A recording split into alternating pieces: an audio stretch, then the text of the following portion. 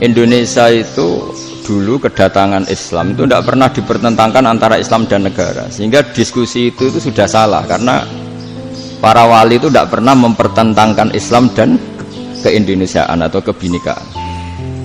Satu, bahwa para wali itu misinya dakwah, di mana-mana dakwah itu pasti ketemu yang berbeda, mulai beda agama, beda pilihan madhab, beda tradisi, beda kultur. Jadi itu tidak perlu dipertentangkan, tapi malah itu jadi lahan dakwah.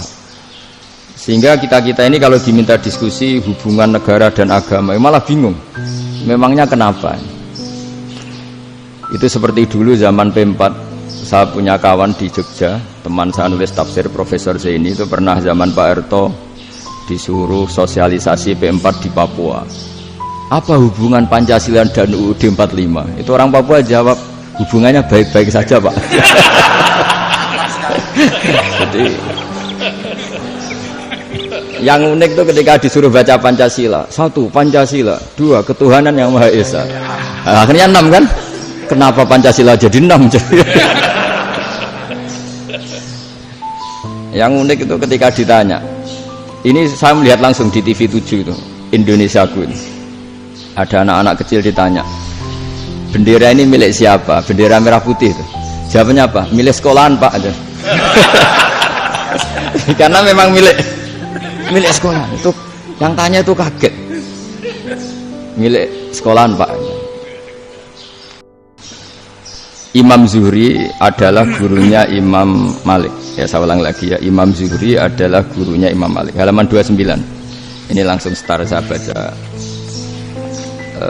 Halaman 29. Saya ini terutama yang para punggawa-punggawa ini. Saya baca ya. Ini teks tidak ada yang saya rubah, memang persis seperti ini. Bismillahirrahmanirrahim. Yaqulu Zuhri, ini gurunya Imam Malik. Fama futiha fil islami fathun qablahu kana a'zama minhu. Innama kanal qitalu haitsul taqon nasu. Falam makanatil hudnatu wa wadu'atil harbu wa amanan nasu ba'duhum ba'du wal taqaw fatafawadu fil hadits wal munaza'ah. Falam yaklim ahadun bil islami ya'qilu syai'an illa dakhula fihi. Walaqad dakhalataini kasanaten mithlu man kana fil islam qabla dzalika wa aktsar. Terus ini ngomongnya harus santai, enggak boleh provokatif. Begini, kita tahu dalam perdamaian Hudaybiyah itu poin-poinnya itu semuanya merugikan Islam. Di antaranya adalah jika yang Islam masuk kafir harus dibiarkan, karena berarti masuk ke habitat asli. Karena Nabi sebelum jadi Nabi, komunitas pokok itu kafir, sehingga kalau Islam masuk kafir kembali ke habitat. Tapi kalau Islam masuk kafir, kafir masuk Islam itu harus dikembalikan karena dianggap bid'ah. Maka kalau kamu dituduh bid'ah itu tenang saja dulu, Nabi itu ya dituduh ji'ta bidinin muhdas, kamu datang dengan agama yang baru. Cuma agak diteruskan wa kullu muhdasatin bid'ah wa kullu bid'atin dalalah. Jadi orang-orang kafir dulu kalau ngomentari Nabi ya ji'ta bidinin muhdas, kamu datang dengan agama yang apa? Baru. Nabi nurut. Semua perjanjian yang merugikan Islam itu Nabi nurut. Tapi Nabi hanya minta satu hal, jangan ada perang 10 tahun. Dan orang boleh seminar, boleh diskusi tentang Islam. Ya ini dengerin betul ini. Jadi saya tidak akan provokatif, ini pakai logika. Nanti bisa dipakai disertasi doktor. Tapi saya minta orang boleh diskusi, boleh seminar tentang Islam. Akhirnya saat itu juga ada orang yang masuk Islam. Di depan tulisan itu belum kering istilahnya. Datang ke situ, namanya Abu Jandal bin Suhail bin Amr. Itu datang ke Nabi, ya Rasulullah saya ini mau masuk Islam. Kata orang-orang kafir, ini pertama Muhammad, kamu komitmen enggak sama perjanjian? Kalau kamu komitmen harus kamu kembalikan.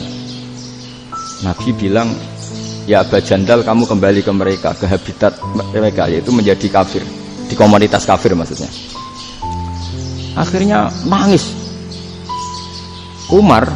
Sayyidina Umar itu mendekati Abu Jandal, kemudian memberi isyarat supaya ngambil pedangnya. Jadi syaratnya wong ini baca ora wis. Maksudnya orang-orang kafir.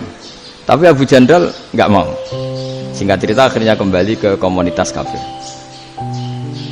Tapi yang dikatakan Imam Zuhri cara analisis ini nggak bisa pakai provokatif, harus pakai analisis. Innama kanal qitalu haitsul taqon nasu. Yang namanya perang itu menjadikan orang tidak berpikir jernih. Ini poin yang diambil oleh Rasulullah. Kalau dibahasakan Nabi curi kesempatan, masuk Nabi dikatakan mencuri, meskipun itu hanya bahasa ya. Tidak mungkin lah kita bahasakan seperti itu. Saya ulang lagi ya. Kenapa ada perang berkesinambungan sampai tahun ke-8 Hijriah? Mulai tahun kedua ada perang Badar sampai tahun 8 Hijriah itu perang terus. Nabi sama orang kafir perang terus. Akibatnya apa Pak Profesor? Namanya perang itu ya nggak kau bermikir. Pokoknya agar ketemu Islam perang, Islam ketemu kafir perang nggak kau bermikir. Padahal Islam itu bisa diterima oleh akal sehat, harus lewat diskusi, lewat pengamatan, lewat pemikiran, lewat pengendapan berpikir. Makanya Nabi tahu ini masalah besar. Kalau orang perang terus, itu gak kober mikir Islam, tidak sempat diskusi tentang Islam. Makanya Nabi hanya minta satu poin. Oke, perjanjian ini saya turutin semua, tapi saya minta orang kafir semuanya boleh mendiskusikan Islam, boleh seminar tentang Islam. Mereka bilang iya, karena pikiran mereka kan diskusi paling piye. Ternyata betul, ada diskusi. Terus temanya gini, kira-kira bener di Muhammad Abu Jahal. Terus Tuhan Muhammad sama Tuhan Abu Jahal itu keren mana? Diskusi. Tuhan Muhammad itu khaliqus samawati wal ardi, yang menciptakan langit bumi. Sebagaimana kampanyenya Muhammad. Ya mereka masih jangkar bilang Muhammad. Kalau Tuhan kita, ya berhala itu yang kita bikin, yang kadang rusak, yang kadang kudanan, terus lumutan, pokoknya terus diskusi. Kita kok bener pengirannya Muhammad. Terus Muhammad Abu Jahal. Mulai dhisik Muhammad itu ratau bodoh nih. Mulai dulu Muhammad itu gak pernah bohong. Abu Jahal, waduh, wis bodoh nih ngongkonan. Wis ribet kan? Dan semua diskusi itu mengarah ke kebenaran Islam. Wah, akhirnya ngomong kafir sing tokoh-tokoh itu cara Jawa yuk. Wah, semane jebule masalah ini kan. Artinya gini, kalau kita ingin Indonesia damai, sebenarnya yang untung itu Islam.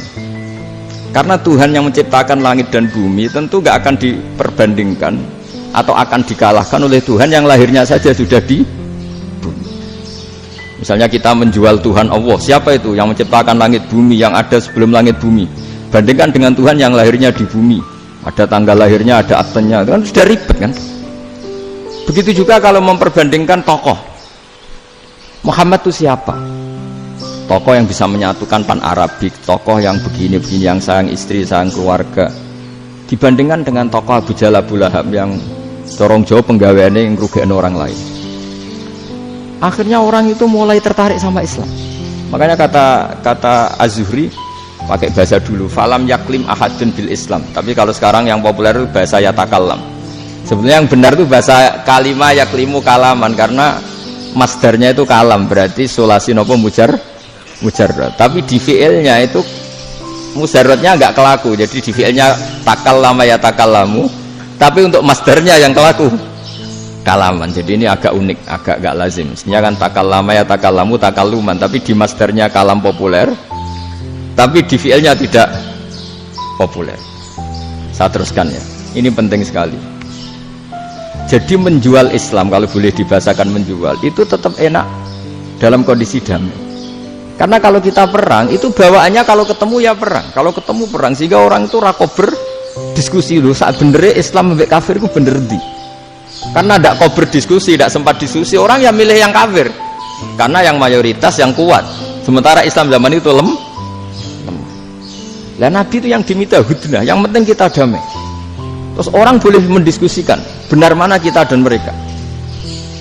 Ya setelah diskusi ya tadi kan nggak mungkin Allah yang begitu keren hebat pencipta langit bumi dibandingkan berhala yang mengurus dirinya sendiri saja tidak bisa.